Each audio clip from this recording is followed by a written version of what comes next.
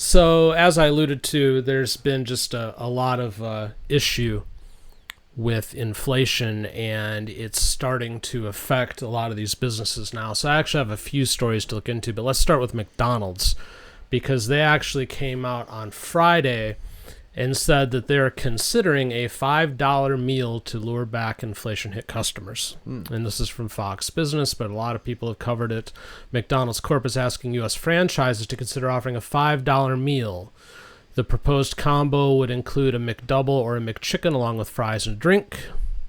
The outlet said this is the second time they've floated the budget option to its U.S. store owners. Global restaurants chains such as McDonald's and Starbucks have seen lower income customers opting to eat more meals at home amid the rising cost of living, forcing the companies to offer steeper promotions to attract them to their outlets. McDonald's, which has a higher exposure to the lower income cohort, said its global sales growth is slowing for the fourth straight quarter. So let's keep that in mind. And we can go to this article from Finance Buzz. Is fast food affordable anymore? Here's how menu prices have changed over the years. I find this interesting. They have nice charts. Fast food inflation from 2014, so over the last 10 years. McDonald's leads. They've increased 100% in 10 years. Dang. Popeyes 86, Taco Bell 81, Chipotle 75, Jimmy John's 62, and then all the way down to Subway, which has had a modest 39% increase. So not as bad as the others, but that's still crazy because that definitely outpaces, like inflation. Yeah. So though with Subway, their food's always been not like pricey, but since there's a lot going on, a little bit of customization, there's already a little bit of price attached to it, as opposed to something like McDonald's. So didn't used to be pricey. When I was in high school, I worked at Subway for 2 years. Oh. It was actually the first job I ever had. And you could get a foot-long steak and cheese for $3.99. Oh, man. It was reasonable. Yeah, I mean, you could go there and eat. Man. But this little graphic here, not loving it. Wow. The McDouble sandwich was $1.19 in 2014, now $3.19, 168% increase. Medium fries have gone from $1.59 to $3.79, 138%. Yikes. Quarter pounder with cheese meal, $5.39, now $11.99, 122% increase. Dang. So just crazy amounts of increase. But it doesn't stop there. Let's look at some other restaurants, shall we? Popeyes 4-piece chicken dinner has gone from $6.99 to $13.79, a 97% increase. Taco Bell has gone crazy. That beefy 5-layer burrito that we all used to love and it would feed us used to be $1.59. It's now $3.69. Oof. 132%. At what point does it just become price gouging? Like they're taking advantage of the inflation and trying to gouge the customer? Because that's almost what it seems like. Well, I have some back-end thoughts on that if you can hold that for a minute. There is some things behind the scenes I think that have to be considered. Couple other examples. If you go to Chipotle, the barbacoa burrito has gone from $6.65 to $12.45, an 87% increase. No way. A large soda is now $3. Yeah, just crazy. Jimmy John's, the gargantuan that we all love to get, used to anyways, $7.75, now $11.72. A small Frosty at Wendy's has gone up 111%. By the way, just a side point, Wendy's has said they're going to start testing surge pricing, where they will have AI control what prices are presented on the menu depending on the busy times of the day. Oh, so you can go in at one point and it's going to cost you more than it will at another time. That's the food market. That has ticked off a lot of people. I don't like that idea at all. I have to look at an app and see charts and stuff and be like, the Wendy's market's gonna go down today. Maybe I should buy. There you go. Yeah. All right, so you guys get the idea. Lots of prices going up, but it's not. So their prices are going up, and then you've got McDonald's that's trying to get a $5 thing to try to reel it back in a little bit. And more on that in a second. But they're not I have a question about that too. Okay. But they're not the only ones, real quick. Other companies are also looking to lower some of their prices. Ikea, back in March, started lowering their prices. Really? On thousands of items that they have. Michaels is lowering a bunch of their prices. H&M was another one who's looking to lower their stuff. And basically what's happening is it's the companies where we're talking about their products that they sell that are wants more than their needs. Okay. That's where they're looking to lower their prices, because they're the ones that are really suffering right now. Yep. If you look at the grocery stores, those prices continue to go up, Yep. but they're still getting customers because people got to eat. Yeah. Yeah. And they can't afford to go to like McDonald's anymore. Right. But anyways, Beth, you said you had something regarding the whole McDonald's thing. So because they're some of them are franchised and some of them are still owned by McDonald's, right? Like, doesn't McDonald's itself still have stores?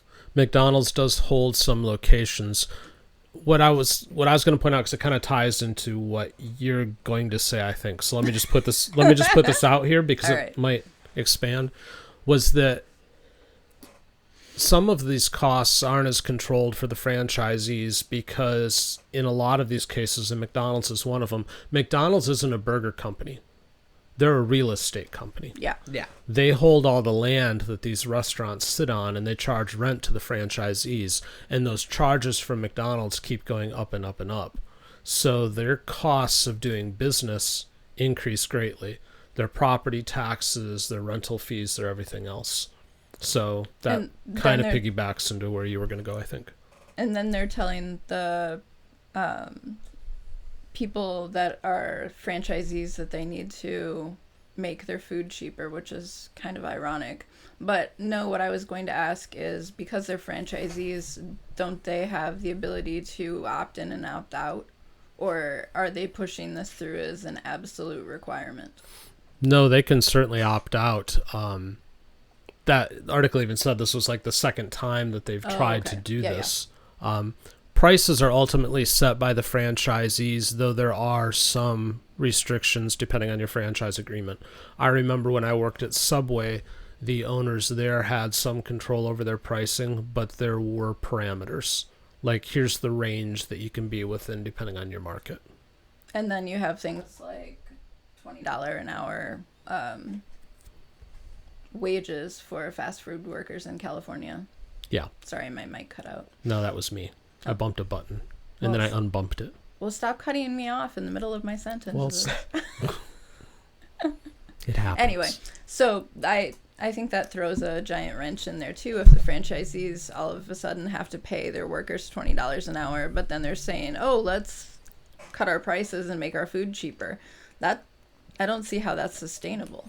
It's not. I don't think anybody in California is going to say yes to this. There's just... I wouldn't think so. No way it can work. But, I mean, they're also trying to counter all of this by working on better automation and stuff like that. But, you know, ultimately the whole thing is going down. But it comes down to wants and needs. Yeah. And these businesses that are suddenly trying to cut their costs, it's not stuff that people have to go and get. And, you know, Michaels, for example, they're slashing prices on a bunch of things. Some things they've slashed as much as 35% to try to get people in. But there's nothing that's at Michaels that somebody needs unless you're an artist. I was going to say, unless it's part of your job. Yeah. Unless you're an artist, you don't need this stuff. So, you know, it's a sign to me. Or a school project. Or a school project. There you go. But this is a sign to me that that we're in some trouble. Everybody in the media, in the mainstream media, wants to talk about how good the economy is and we're doing okay and it's going to be a soft landing and all this kind of stuff. But if that were the case, then why are these places scrambling to try to figure out how to claw back customers? Yeah. I mean, we've felt it. We don't we don't have the discretionary income we had 2 years ago. No, I mean, and we're not dying here or anything, but I've we're not. seen handfuls of small mom and pop businesses close again, like a whole wave of them, just Yeah. Like, just like what went on at the end of the pandemic, and Like- it's the same thing. wasn't that like one? Didn't that like one like food truck place we used to go to get the Mexican food and whatnot closed because like financially it wasn't worth it anymore? Yeah, And they had some great food. they did. Yeah, well, It was amazing. you can have the greatest stuff in the world, but if it's not profitable, Yeah, it just wasn't You know. profitable. They had to close down. you get to a point where just the math doesn't work. Yeah. And that's Math ain't mathin'.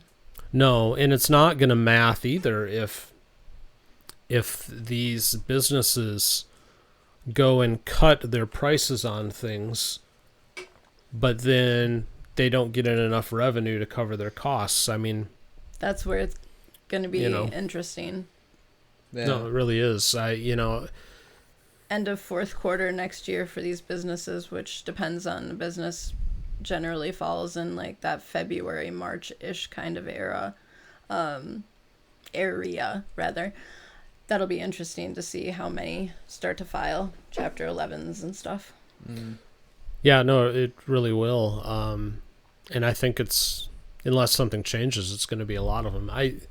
I think on the restaurant end of things with the McDonald's and the Taco Bells and all of that, Burger King especially, because who goes to Burger King anymore? Nobody that I'm aware of. I think you're going to see a lot of these places just close. But then it's going to affect the like Businesses McDonald's and Corporation even more, because then they're going to be sitting on a bunch of dead land. I was going to say it also affects all the businesses in the strip, because usually like McDonald's and Burger King are closer to the road, and then there's those other businesses back behind. And when stuff starts looking abandoned, then people are less likely to say, oh, I wonder what's in there, and drive through. Well, that's a very good point. Yeah. There's a It's- ripple effect. There is. This is just one sign to me of many that, again, unless something drastic changes, I don't think 2024 is going to end well. Mm-mm. And I want it to end well because much of our business is related around selling things that people want, not need. Yeah. I agree. So, this is something that can ultimately affect us as well if things keep getting tighter and tighter. But, I'm not slashing our prices by half. No. And, No. our stuff doesn't fit into a value meal. So No. Yeah. we're not going to do that either. But, something has to give somewhere. And I don't think that the $5 meal is going to save McDonald's. And I worry about Michaels slashing prices and stuff because they have large footprint stores They do. that are not cheap. And yeah, they've stripped it down to like 1/2 of a worker now. They only hire the right side and they leave the left side at home. And the thing with Michaels is a lot of the more niche-y kind of things that you used to be able to get there, you can find other places online now. Oh, you're thinking Temu. Well, Temu is definitely one of them, but I mean, Amazon, has multiple sellers. There's eBay, there's all sorts of places. Etsy. Yeah.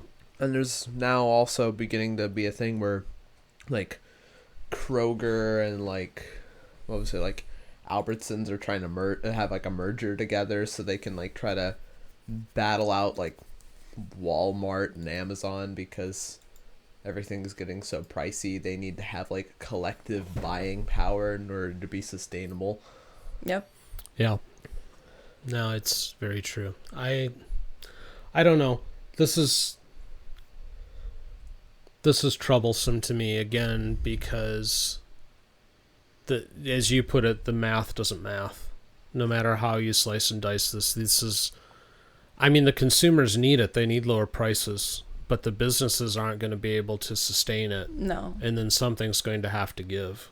They can only absorb it for so long, and then eventually they're gonna close their doors. Yeah. Yeah, I think they're going to close their doors regardless, a lot of them, regardless of whether or not they try to go lower prices or not. Because, again, as it goes to wants versus needs, and you have to focus more on your needs, you're not going to go chase those expensive kind of wanty products anymore. I mean, quite honestly, again, as I alluded to earlier, we don't right now.